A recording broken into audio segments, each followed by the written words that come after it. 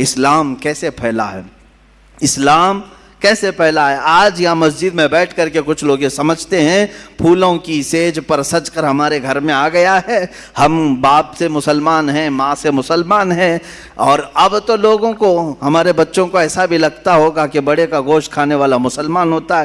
آسان کام تو ہے۔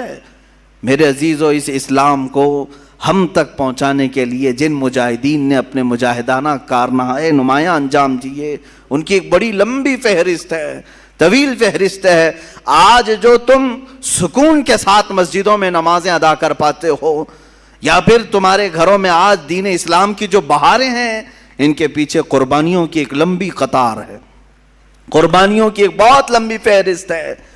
رسول مختار صلی اللہ تعالی علیہ وسلم کے وہ صحابہ جن کی زندگیوں کو دیکھے مشقتوں کا سامنا، مصیبتوں کا سامنا جو کرنا پڑا، یہ کربلا کے بیانات میں ہونا ضرور چاہیے، جہاں ہم حسین اعظم کے مجاہدانہ کردار کو بیان کرتے ہیں، ساتھ ہی رسول پاک کے دیگر جانثار صحابہ کی جہاد کو بھی ہم بیان کرتے ہیں، ان کے مجاہدانہ کردار کو بھی ہم بیان کرتے ہیں۔ اس کی وجہ یہ ہے کہ میرے عزیزو، صحابہ اکرام اور اہل بیت ہمارے لیے دونوں ہی عظمت کے حامل ہیں، اور ان دونوں کے ساتھ ہی ہم جنت کے طلبگار ہیں۔ میرے آقا صلی اللہ تعالی علیہ وسلم کے یہ چند صحابہ جن کے کردار کی متعلق میں عرض کر رہا ہوں۔ اے نوجوانوں، وہ معاشرہ کیسا تھا جس میں باپ اور بیٹا اس بات پر لڑ رہے ہیں کہ کل بدر میں مجھے جانا ہے کہ تم کو جانا ہے۔ کوئی کھیل کے گراؤنڈ میں نہیں جا رہے تھے، بدر کے میدان میں، مدینے سے 160 کلومیٹر کی دوری ہے۔ باپ اور بیٹا رات کے وقت گھر میں لڑائی کر رہے ہیں اس بارے میں۔ بیٹا کہتا ہے نہیں، میں رسول پاک کے ساتھ جاؤں گا۔ باپ کہتا ہے نہیں، میری عمر زیادہ ہے، میں رسول پاک کے ساتھ جاؤں گا۔ بیٹا کہتا ہے آپ بوڑھے ہو چکے ہیں، جوانوں کی وہاں ضرورت ہے۔ ان دونوں کی تکرار ہوتی رہی، یہاں تک کہ دونوں نے قرآن اندازی کی، چٹھی ڈالی جائے، جس کا نام نکلے وہ جائے حضور کے ساتھ۔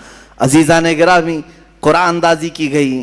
ایک بار جب چٹھی ڈالی گئی تو اس جوان کا نام آیا، دوسری بار ڈالی گئی پھر اس کا نام آیا، تیسری بار ڈالی گئی پھر اس کا نام آیا۔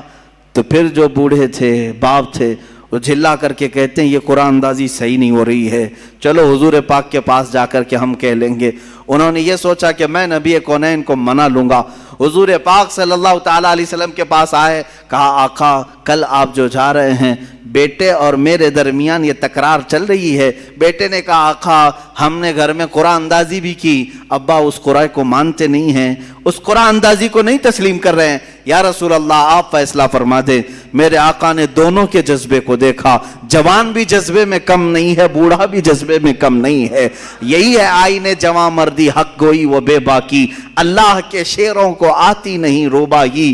ان میں سے کوئی ایسا نہیں ہے جو بہانہ ڈھونڈ رہا ہو کہ میں گھر میں بیٹھ جاؤں تو چلا جائے، بلکہ وہ بہانہ ڈھونڈ رہے ہیں کہ کوئی ہم میں سے آگے بڑھ کر کے حضور پاک کا دفاع کر سکے، پہرا دے سکے۔ رسول پاک صلی اللہ تعالی علیہ وسلم نے ان دونوں میں دیکھ کر کے پھر جو بزرگ تھے، صحابی تھے، ان سے کہا آپ گھر پر رہیں، گھر پر رہنے کی اگر ضرورت ہے تو آپ اپنے جوان بیٹے کو ہمارے ساتھ بھیج دیں۔ میرے آقا کا یہ فیصلہ آنا تھا، اس کے بعد تو پھر کسی کو پر مارنے کی بھی جسارت نہیں ہوتی۔ لیکن جانتے ہیں وہ منظر کیسا ہے جب وہ بوڑھے صحابی دھاڑے مار کر روتے ہوئے گھر واپس آئے۔ کہا اے کاش یہ بوڑھاپا نہ ہوتا تو مجھے رسول پاک کے ساتھ جانا میسر ہوتا۔ اے میرے عزیزو، یہاں لوگ ہیلے بہانے کرتے ہیں اور بہت سارے بہانے تلاش کرتے ہیں کہ کوئی عذر تو آ جائے، مجھے باہر نکلنا نہ پڑے، مجھے حضور پاک کی بارگاہ میں دفاع کرنے کے کام میں چھٹی مل جائے۔ جیسے لوگ کہتے ہیں نہیں مولانا ابھی یہ حالات ہیں، میری وہ نوکری ہے فلاں، میری وہ حالات ہیں فلاں کے ساتھ ہمارے تعلقات ہیں، بولیں گے تو بڑا مسئلہ ہو جائے گا۔ ایک صاحب ہم سے کہنے لگے پارٹی ہائی کمان ہمیں نکال دے گی۔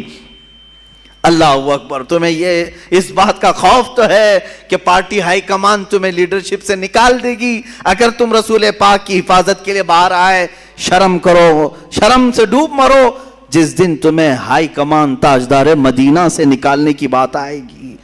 حضور پاک صلی اللہ تعالی علیہ وسلم تم جس کو ہائی کمان کہتے ہو سکتا ہے کوئی ساڑی دھوتی والے ہوں، الحمدللہ ہمارے ہائی کمان تو تاجدار مدینہ صلی اللہ علیہ وسلم، ہم وہاں نظر رکھتے ہیں، وہ اگر راضی ہے تو الحمدللہ ہماری زندگی کا وصول ہو گیا۔ ہمیں کرنی ہے شہنشاہ بطحا کی رضا جوئی، وہ اپنے ہو گئے تو رحمت پروردگار اپنی ہے۔ ہمیں صرف اور صرف مطمع نظر رکھنا